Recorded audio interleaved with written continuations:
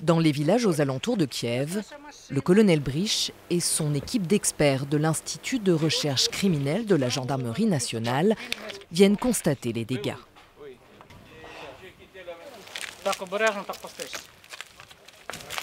Valérie et sa femme vivaient dans cette maison depuis toujours. Ils ont tout perdu en quelques secondes. Перша міна приходить сюди. Ми не встигаємо підняти голови, йде вже друга міна. А то все дирки, там от, то все осколками побили. Якби ми ще хвилину тут стояли, нас б вже тут не було б. Просто не було б. Des témoignages précieux qui viendront compléter leurs investigations. Voici le tribunal de Borodianka, ou plutôt ce qu'il en reste. Dans cette ville, de nombreux immeubles et la plupart des bâtiments administratifs ont été détruits. Avant de se mettre au travail, les gendarmes français effectuent une reconnaissance.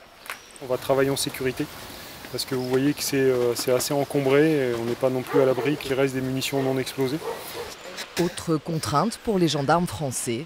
On a la particularité d'arriver sur des scènes avec un temps éloigné entre les faits et le jour de notre intervention.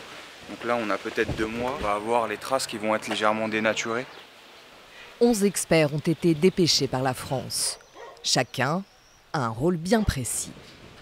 Spécialiste en explosifs, en balistique, en modélisation, pilote de drone. L'objectif, figer chaque scène de crime. On va cartographier entièrement la zone afin de localiser exactement les atteintes que l'on va constater. Chaque élément trouvé est mesuré, répertorié, mis de côté. L'heure est aux premières constatations pour le major Jean-François. Là, on est dans, non pas une bombe, mais un missile. Très certainement, on pense que c'est sans doute le plus gros, donc l'Iskander, qui peut contenir jusqu'à 700 kg d'explosifs. Les gendarmes sont là pour collecter un maximum de preuves. Chaque indice recueilli pourra ensuite servir à étayer des dossiers sur les crimes de guerre commis par la Russie. Mais la tâche reste extrêmement compliquée. On ne va pas forcément donner le nom de la personne qui a appuyé sur le bouton ou la personne qui a déclenché le tir. L'Ukraine comme la Russie sont issus de l'ex-pacte de Varsovie qui utilisaient communément les mêmes types de munitions. Ce qui fait qu'à l'occasion des combats, quand un des 2 belligérants a pu avancer ou reculer, il a pu s'emparer de stock du côté adverse et a pu très bien s'en servir.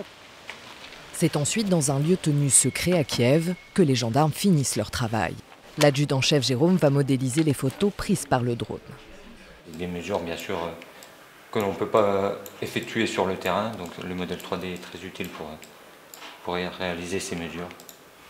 Un rapport est ensuite établi par toute l'équipe. Tout ça est remis à l'autorité ukrainienne afin que ça puisse être éventuellement utilisé devant une juridiction, qu'elle soit ukrainienne ou internationale, telle que la CPI ou un tribunal spécial pour l'Ukraine.